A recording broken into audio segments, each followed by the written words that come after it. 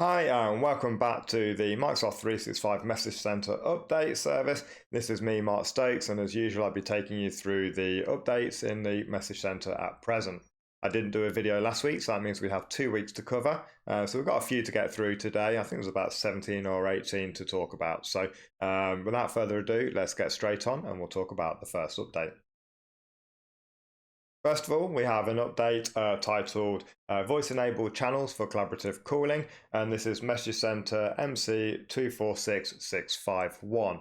What this update is going to allow us to do is to set up call queues in Microsoft Teams channels, so that when people are a member of that Teams channel, they can be part of that call queue.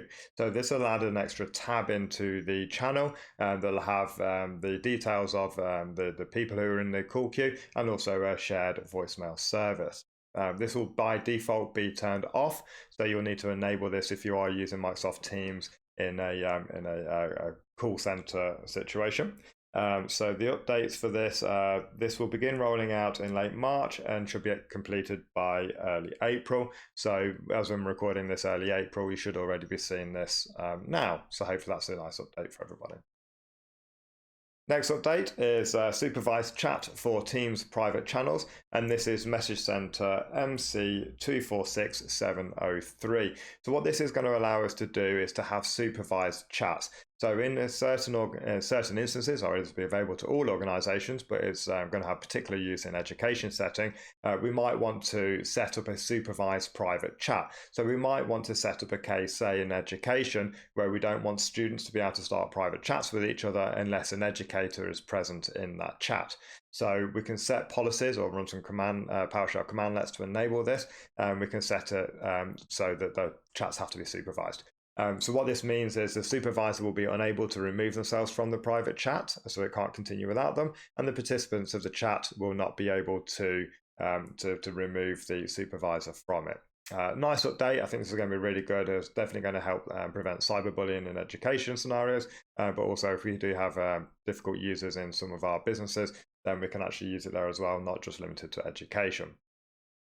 This update should begin rolling out in mid-April, and this should be completed by early May 2021. So we should start to see this over the next 3 or 4 weeks. So the next update we have is an improved search experience in the participant roster in Microsoft Teams, and this is Message Center MC246708. What this is going to bring into the Teams desktop client and the Teams web client, but not the Teams mobile client, is an improved search capability in the participant roster. So when you have the list of participants in a meeting, you're going to be able to search for those users. So you have a large town hall session maybe, then the participants will be shown. You'll be able to search them, you'll be able to take some action on them at that stage. You'll also be able to continue to use that to search for external users and invite them into the meeting. This should be rolling out soon, so rollout will begin in late March and should be completed by mid-April. So again, we should see these already in your tenant or coming through quite soon. There's no action you need to take. This will be enabled by default. This next update is bringing in relevant content to Teams meetings on iOS and Android. This is a feature that's currently available in Teams Desktop and in Teams for Web. This is Message Center ID MC247654. So what this is going to do is when you organize a schedule a meeting with other people, then what's going to happen is Microsoft Teams will suggest relevant content to you. So documents it finds from Exchange mailboxes, OneDrive, SharePoint, it will show that as relevant content. So people can hopefully use that to prepare for the meeting that's coming up. So all we're doing now is that content is being brought into the Teams mobile experience, and you'll be able to see that content from there. This should start to roll out late March, April, and should be completed by early April 2021. So we should hopefully already be seeing this with the Teams mobile updates. This next update is titled PowerPoint Live, present to Teams from PowerPoint web application, and this is MC247656.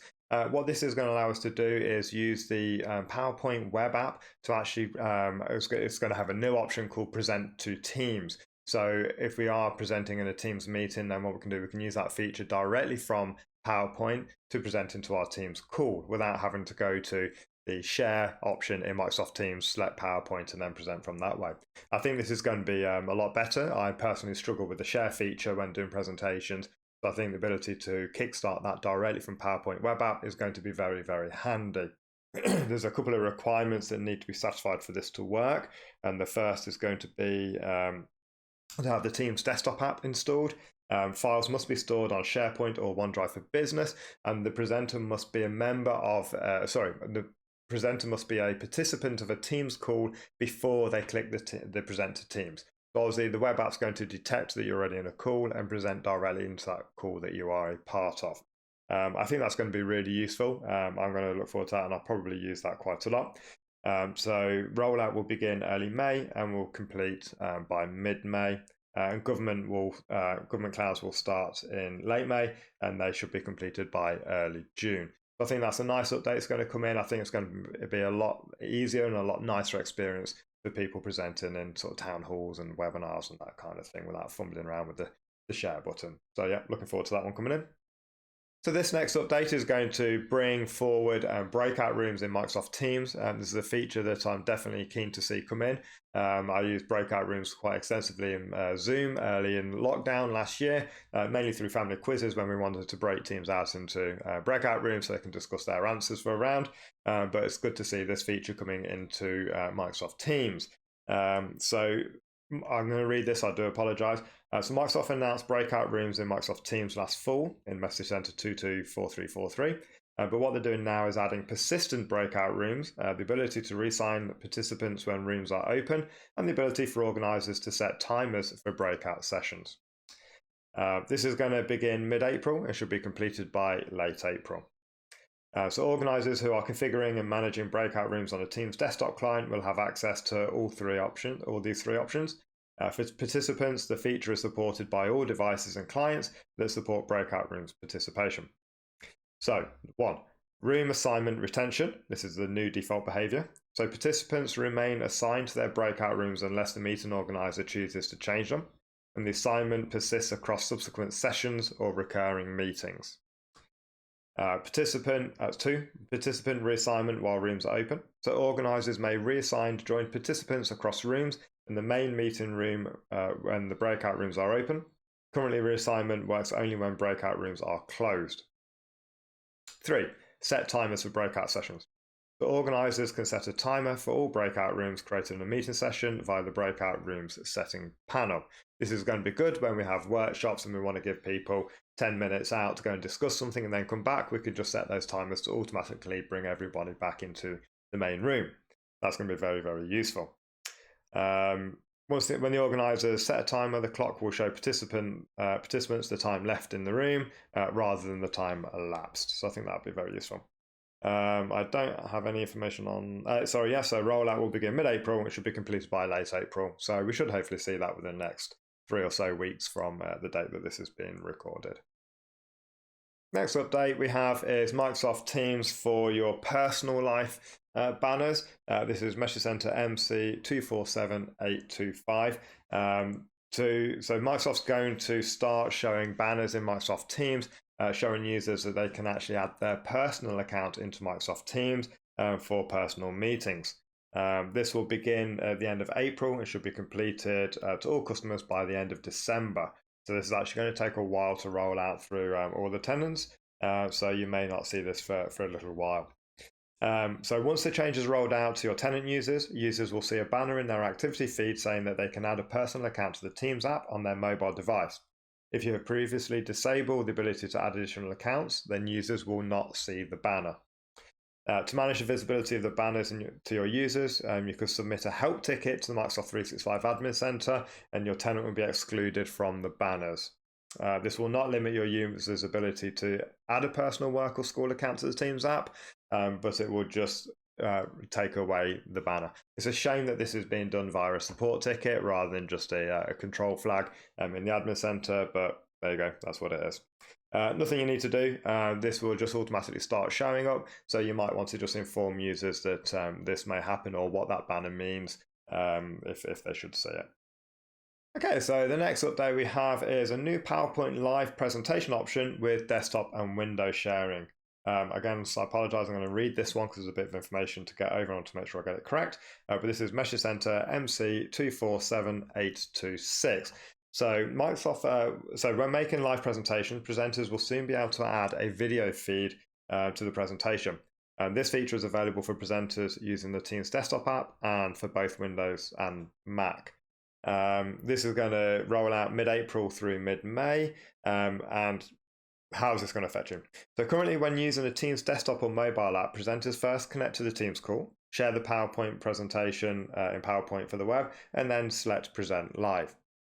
When using the Teams desktop app, the presenter will have a new option called Standout Mode. When a presenter selects Standout Mode, participants will see the presenter's video feed superimposed onto the foreground of the content being shared. And this mode appears to meeting participants who are using the Teams desktop or mobile app, as well as Teams on the web. So presenters can customize the participant view before starting the meeting or after it has begun. So you can choose where the video feed will be. I think this is really nice. I do find it frustrating when people are sharing a screen or doing a demo and all you see is a screen share. So it's going to be quite nice to superimpose the video over the corner of it so you can see the presenter live. So I'm quite looking forward to this one. I think that'll be really useful. Next update we have is Windows 10 native notifications in Teams. This is Message Center MC248006. What this update is going to allow you to do is basically users will be able to choose whether to use the Teams notification pop-ups or native Windows 10 pop-ups. This rollout will begin late March and should be completed by mid-April. So we should see this already now or coming soon. And how will it affect your organization? So should your users wish to change notifications of Teams messages in the Teams app, the native Windows OS notification system, they can do it in the Teams notification settings. So basically go into the settings option in Microsoft Teams and you should see an option showing up there. I haven't tested this out myself yet, so it'll be interesting to see which I prefer. I'm not a big fan of the Teams notifications, so maybe I prefer the Windows 10 ones. I'll give it a go and see what we think. Next option we have is customize apps in Microsoft Teams. This is Message Center MC248007. What this update is going to allow people to do is tenant admins are going to be able to customize some of the icons and the app logos used in the Microsoft 365 apps so they can more closely match the tenant branding and look and feel. This is going to begin rollout in mid-April, should be completed by late April. And when a Teams app allows customization, Global and Teams admins will be able to customize that app to match tenant browsing. To determine which apps are customizable, go to the Teams Admin Center, expand Teams Apps, select Manage Apps, and then click Customizable, and then check the Customizable column of the apps list and sort by apps that are customizable. Okay. A little update. Interesting. I'm not sure how this one will work out, so it'd be interesting to see if people are customizing these tabs, these apps or not. So if you do, please come back, let me know what your experience is with that. The next update we have is the ability to join a Teams meeting with a meeting ID. This is Message Center MC248395. With this update, what's going to happen is when you create a Teams meeting, it's going to generate an ID for you. So Microsoft's trying to make it easier to share links to Teams meetings. At the moment, when you share a link to a meeting, it's a really long, horrible, fugly URL that gets generated. So this is going to be quite useful. So you'll get a short ID, you'll be able to send that to users. And then in Microsoft Teams, they'll have the ability to join a meeting with a code, and then they can put that meeting ID in, and that will join them into the meeting directly.